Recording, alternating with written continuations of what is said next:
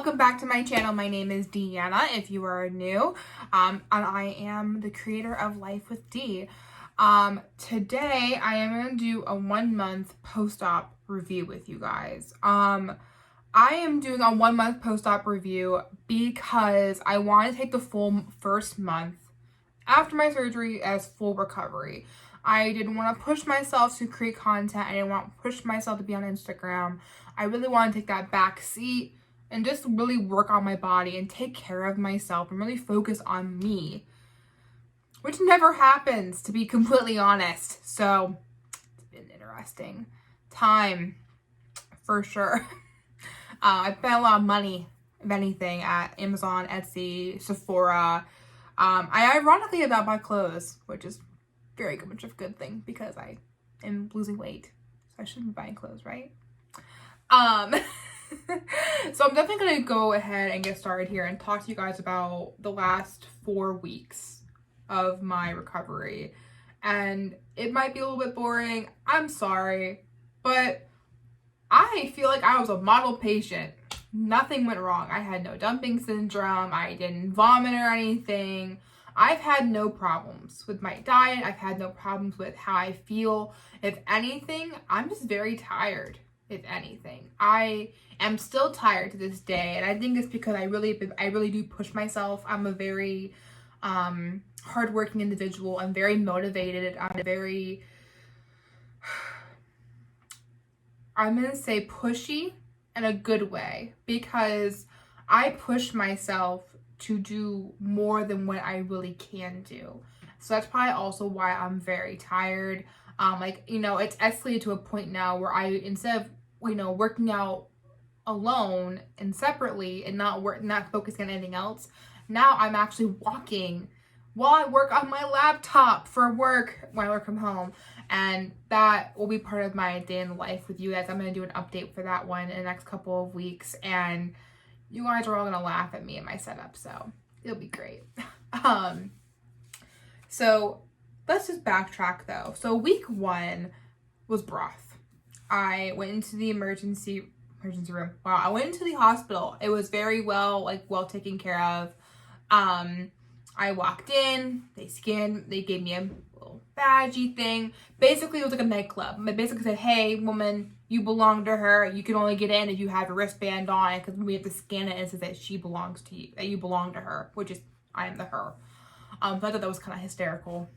I'm like, don't go home and cut it off because you can't come back and get me. And I thought, oh shit, she might do that. She might just leave me here and think that she's just dropping off a child. I'm like, well, I think I'm a little too old for that. But so we go, everything went really smoothly. They brought me right in. I sat with me less than 10 minutes. The nurse came and got me ready for my pre-op, and they gave you a slew of medications, I'll tell you right now. And, they had me very well sedated. I had no clue what was going on in the world. Even before, my mother asked, oh, how long will she be in phase 1 recovery before she gets to her room? And they're like, well, it depends on the person, the anesthesia, 2 to 5 hours. And I was like, it'll be 5 hours. Go home and go to work. Okay? Don't sit here and wait around this hospital. Go home. Let my dogs out. Take care of my dogs. Take a nap. Because I had her up at 4 a.m. to take me there. We'd be there by 5. And, me and her, we're not morning people. We are night people. So, pretty much, we did not sleep the night before. We were, up because we were afraid we weren't going to wake up for the surgery. Moving forward, who was in phase 1 recovery for 5 hours? This girl was. Because I was there crying, and I was in and out of consciousness, and that girl just kept giving me morphine. And was just like, another one. Just like DJ Khaled. Another one. Pretty much the whole time for 5 hours. She called my mom I think 3 or 4 times to tell her she's still in recovery. She just can't really wake up yet. And of course, no, my mother doesn't listen. She stayed at the hospital for the full 5 hours waiting. And she was cranky. She was a cranky woman when she came came to the room with me. But I think she was mostly just concerned. And I was like, why didn't you go home? So we fought about that. That was the first thing we talked about after my surgery. We didn't talk about how I was feeling or anything like that. It was more like, why didn't you go home? I told you to go home. So then she calls up and I have to talk to my nurse before I can even come up there, because they have to make sure that I'm awake before they take me up to my room. I said, yeah, I'm awake. Yeah. I'm like, one eye's closed, one eye's open. I'm like, flaming. I'm like, yeah, I'm awake. No, not at all. So then this guy comes and gets me. I have absolutely no clue how I even got from that floor to the floor I was on. No clue at all. And he comes and gets me. He basically just picks me up out of my bed and is like, go to the bathroom. And he just put me in the bathroom and he stood in the doorway. And like, you know, I had like 5 people in that room with me and I was trying to go to the bathroom. So I think all 5 people saw my vagina at some point in time in that period of time. Which I have now learned that I'm not shy anymore, because now I'm like, oh, I didn't know what was going on. So I guess I'm okay with it now. Which I'm a very private person. So I'm kind of coming out of my shell. I'm getting there, guys. I'm getting there. I'm getting a little more spontaneous, you know? But again, I don't want to do that ever again. I don't want to have someone to stand in the doorway and watch me pee. And of course, you know, I'm sitting there like, I have to pee, but it's not happening. I'm full blown tears. I'm just trying to do what he told me to do. He said pee, and I said, okay. And I'm just full blown crying because I can't. I'm trying, and it's just not coming out. Because obviously I had a catheter during my surgery. And puts me back in the bed, gives me more medication, and then they're gone. Everyone left me alone. And my mom said I was asleep when she came in. I didn't wake up again until like another couple hours later, and I was talking to her. And then she ended up leaving at like, I think like 11 o'clock that night. Like my neighbor had to go over and let my dogs out, because we left at like, again, at 4 o'clock in the morning. She never went home, and like it was just a whole ordeal. And then I went back to sleep because they came back. They were very good about that. If anything, I give the nursing staff and the hospital floor I was on at UPMC Magee a 10 stars out of like 5, because they were fantastic with me. I know some people are a little more needier than I am, but again, like they were on time with my meds. They knew when to come get me my meds. They knew when to come check up on me and do my vitals and everything. I still miss the patient assistant care person. Oh my god, her name was Brittany, and I'm pretty positive it was Brittany, but she was my night person for my first night, and I had a hard time sleeping my first night because they were trying to get me to walk, they were trying to get me to go pee. I finally went pee at night, and I actually went by myself. I didn't call anybody, which was fantastic. And she scared the living daylights out of me, because again, I was in and out of sleep all night. She scared me, I scared the crap out of her. Then we ended up talking, and she was actually my age. She has the same piercings I do in my ear. Like I have my bar, she had a bar, and we were talking about that. We both have nose piercings, we were talking about that. Then we were talking about everything else, where she lives, where I live. So it really became a great experience in that sense, because she was, again, like we were just bonding. And then she ended up sitting with me for a couple minutes every you know, couple hours, and just talking to me when I was awake. And I was like, oh, thanks, like, you know, really for being that person for me, because that was nice to have someone that in the hospital that wasn't my mom to talk to. Just about general stuff, dogs, cats, everything, piercings, tattoos, yeah. And then the next morning came. I had a great nurse. He was phenomenal. I had 2 male nurses. They were both phenomenal. No, it did not bother me. I know I'm a typical female provider person. They were fantastic. They did not bother me. They were like, cool, dude, what up? And I'm like, oh, sweet. And they did great jobs. The nursing staff was phenomenal. They had supervisors that came in and checked up on me.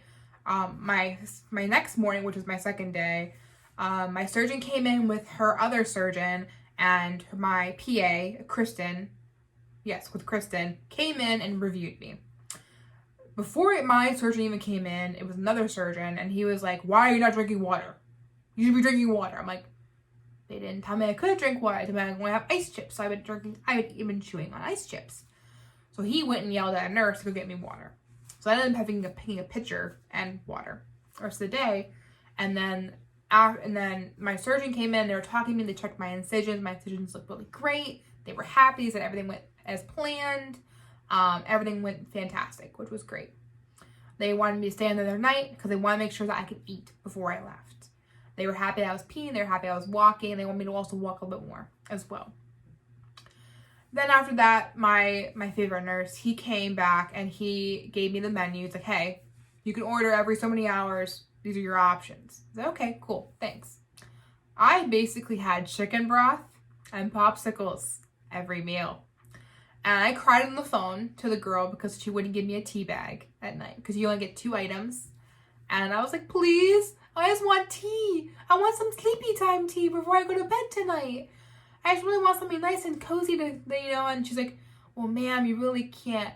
Well, then the nurse got on the phone. It was like, please, just give her the tea. He said, just give her the tea bag. Well, I'll make it for her. You don't have to make it for her.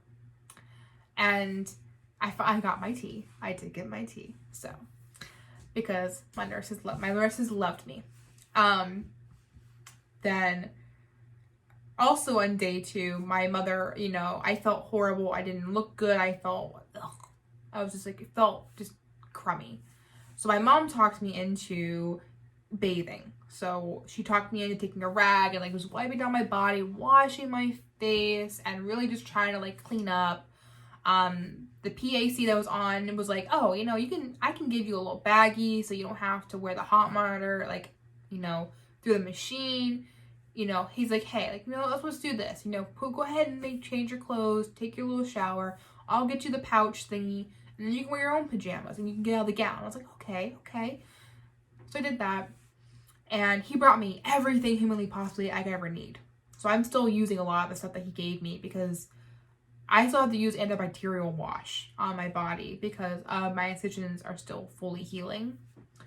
And I'm just a little paranoid. I know it's been a month, but still, it's that situation. So I did do that. And I will definitely post that picture in this video because it is so cute of me in my pajama set. I still wear the pajama set probably once a week. I love it. I buy it at Shein. I'll link it below. It's super cute. Then after that, I felt 10 times better after I took a shower. My mom even helped me put lotion on my feet and she helped me put lotion on my body. I was like, oh, I feel so much better. I felt loved up. My skin, my body felt better. And then I ended up putting some fuzzy socks on and my Birks. I definitely did pack my Birkenstocks. I was like, yeah, I'm not wearing slippers. I have these slippers I'm wearing right now. I got these on Amazon. These are phenomenal. They fit any size foot. I have a wider foot, so they're perfect. I was not bringing these. I was like, I'll bring my Birks. I'll wear fuzzy socks. I'd rather wear fuzzy socks while I'm in the bed than not have socks on in the bed. So I started walking.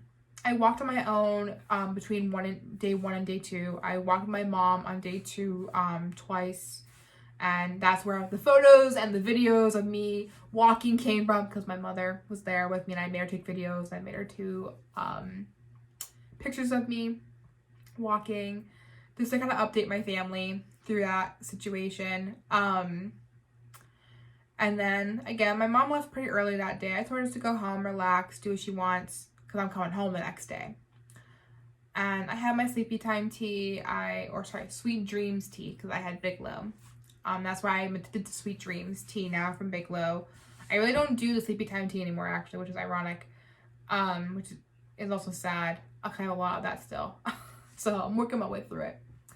I slept through the whole, pretty much the whole night until they came and obviously checked my vitals and so forth. Day 3, my surgeons came in, checked up on me, all right, you ready to go? I'm like, yes, I'm ready to go. I'm leaving today at 1:30. And they were all like, I get my meds at 1. And the way this woman drives, I want my meds before I get in that car. And my mom got mad. But she just drives on the curb, man. And it's scary. It's scary as shit. In Pittsburgh, we got some high curbs in Pittsburgh. I'm like, shit, she hits this curb, we're done. We're gonna be dunzos. We ain't getting home.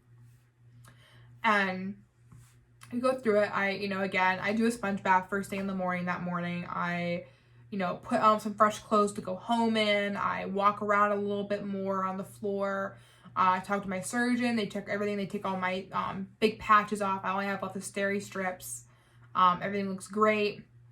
I get asked about if I'm okay with doing a survey when I get home and all that bull stuff. And then I think the worst thing that happened was that I had an endocrinologist who had to keep checking up on me because my sugar was high, and it was very high. They were giving me insulin because my sugar was so high, and my sugar started going down after the surgery, so they quit giving me insulin upstairs because they were like, "You really don't need it." I'm like, "Yeah, exactly. Like, why give it to me then?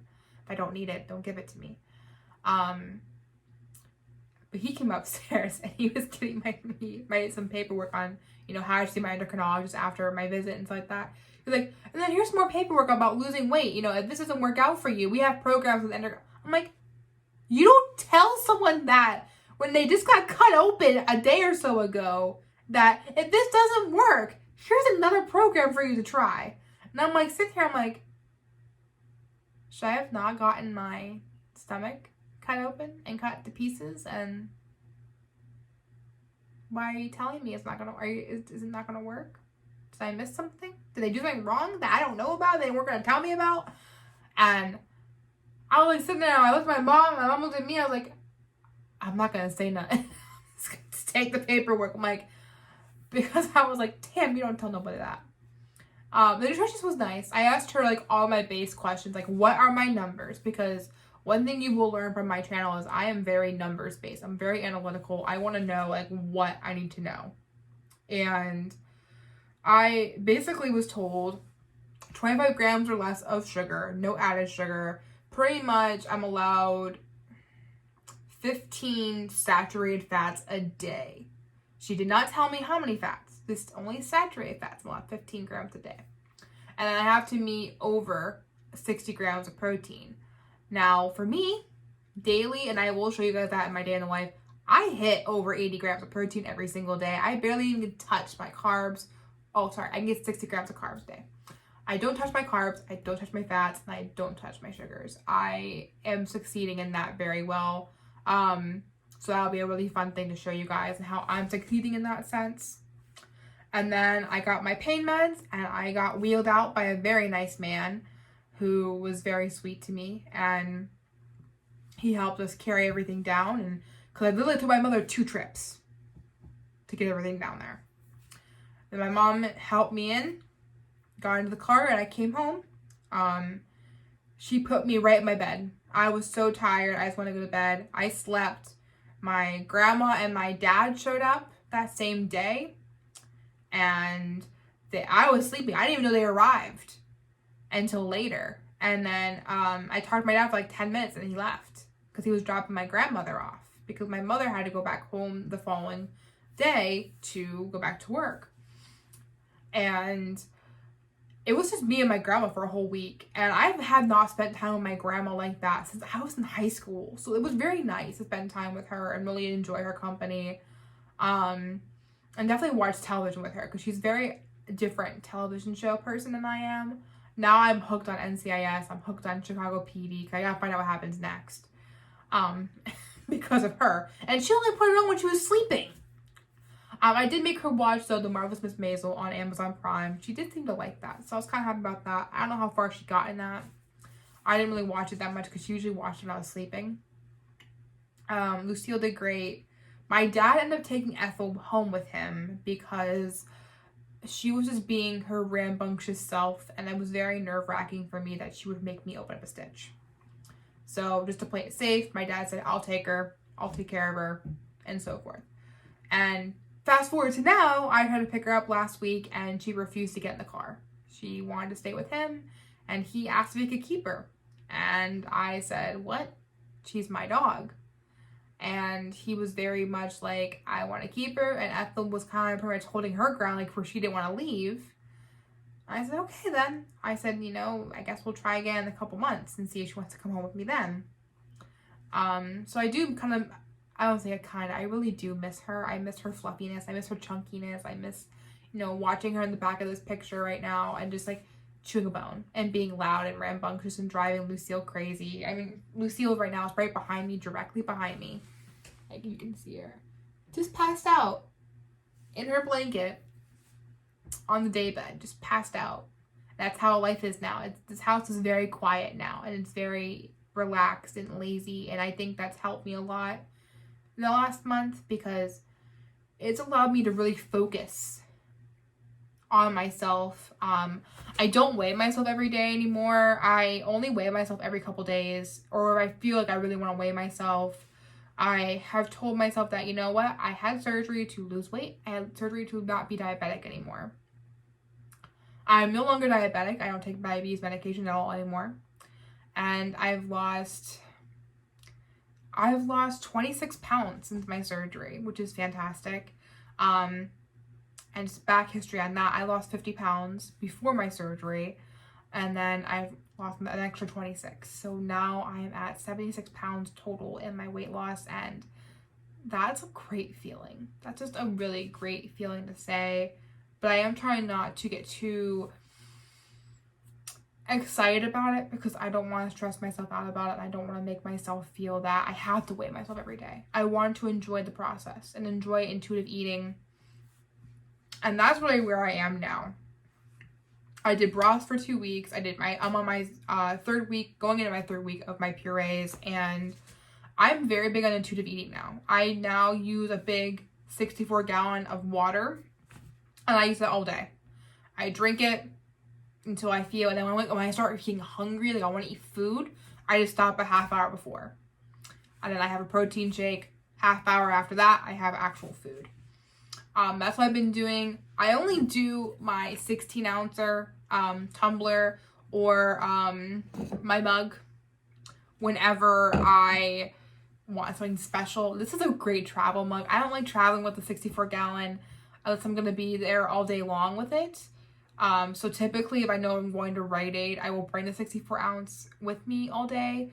But if I'm only going at night, I just try and dump as much as I can into this one and just bring it with me because this is actually insulated. So that's fantastic. But if I try to make tea or something, I use that water from the jug to make the tea. I use the water from that jug to use it in my protein shakes and things like that. Sorry, I get a little parched. So overall, I feel like I really have grown and I do not regret my surgery. I feel like it was a great 180 for me. My skin's amazing nowadays. My body feels great. I'm losing weight. I'm losing weight slowly, which is great. And that makes me happy. I did not want to lose weight fast because that means I have to get my skin removed next year. I might still have to get skin removed, but it won't be as bad, I hope. Because I can hopefully start lifting after my next appointment at the end of the month, which would be great.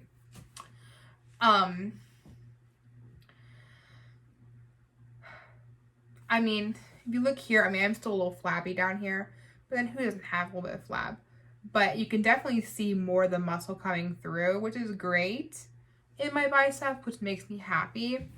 But I'm also like very happy with like my situation. Like I feel like, I'll even show you my incisions. Like they're not that bad. They're fully healed over. Yes, I still have the black stuff on there. It won't come off. And I can't use baby oil yet, they said.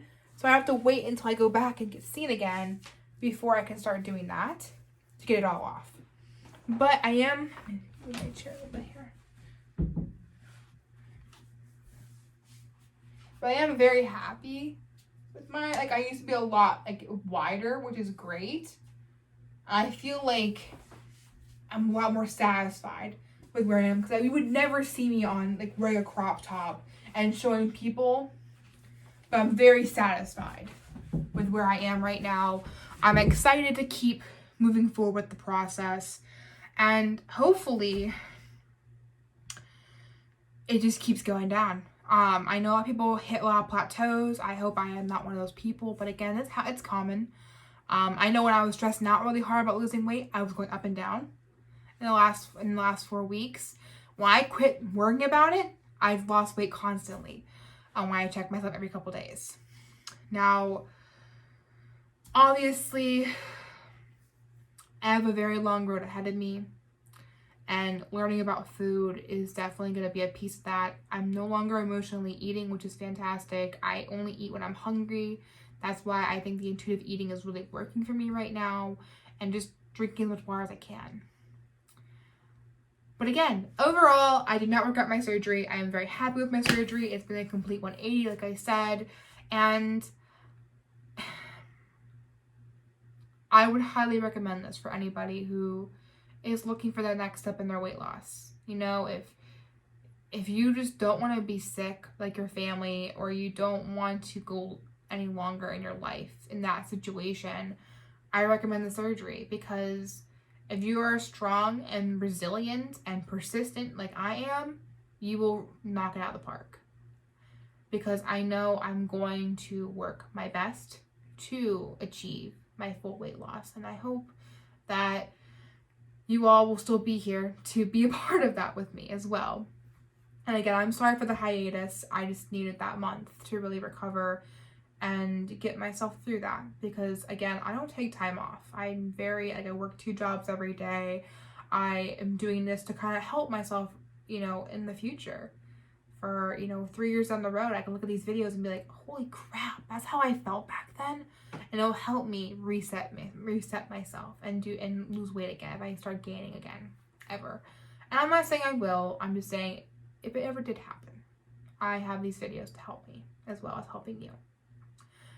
Thank you guys so much for watching my video tonight. I extremely appreciate it. I hope you guys like and subscribe, and don't forget to hit the bell so you guys can keep getting my new video updates as well. I have a couple more videos coming at you guys in the next couple of weeks. I hope to keep bringing you guys along with me through this process. I'm definitely going to do some more cooking with you guys and show you guys some more life updates about what I'm doing right now, because a lot's changed in the month, and I can't wait to share it with you guys. Thank you guys again. Have a great night. It was great seeing you guys. Don't forget to like and subscribe. Bye.